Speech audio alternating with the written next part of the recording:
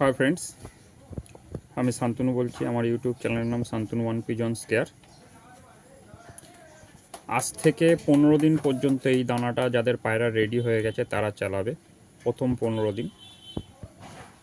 এখন খুব বেশি হাই প্রোটিন খাবার দেওয়ার দরকার নেই, কারণ হচ্ছে 2 মাসের কাছাকাছি আমাদের পায়রা যেহেতু ক্যালসিয়াম, ভিটামিন এবং হাই প্রোটিন খাবার খেয়ে রয়েছে, ওদের শরীরে যথেষ্ট পরিমাণে ফ্যাট থাকবে। এখন ওদের ওই ফ্যাটটা একটু ঝরা দরকার, তবে গিয়ে ওরা পারফেক্ট দমে দাঁড়াবে, নয়তো ওরা দম করবে না। তা সেই হিসাবে এই একটা নর্মাল ডায়েট থাকে আমাদের এটাতে। প্রথম 15 দিন আমরা এই ডায়েটটা দিই। 2 কেজি গম, গোটা পপকর্ন, ভাঙা ভুট্টা না, গোটা পপকর্ন ছোটোটা 100 গ্রাম, ছোলা 100 গ্রাম, মটর 100 গ্রাম, সয়াবিন দানা 100 গ্রাম, তরকার ডাল 100 গ্রাম, বাজরা 50 গ্রাম, রাগি 50 গ্রাম, ধান 50 গ্রাম, মাইলো 100 গ্রাম, কুসুম দানা 100 গ্রাম। এইটা হচ্ছে আজ থেকে 15 দিন পর্যন্ত এই খাবারটা খাবে।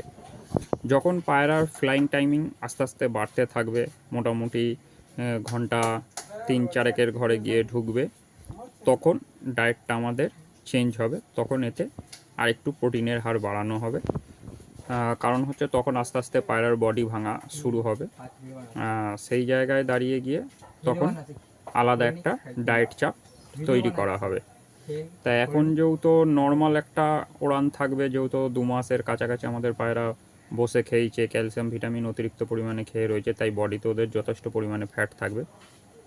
যদি কারোর পায়রা অত্যাধিক পরিমাণে ফ্যাট হয়ে গিয়ে থাকে, তাহলে তারা ত্রিফলার জল হর্তকি, আমলকি, বয়রা একটা একটা করে নিয়ে জলের মধ্যে ভিজিয়ে রেখে সকালবেলা পরপর 3 দিন পায়রাকে দাও, তাদের পায়রা হালকা হয়ে যাবে।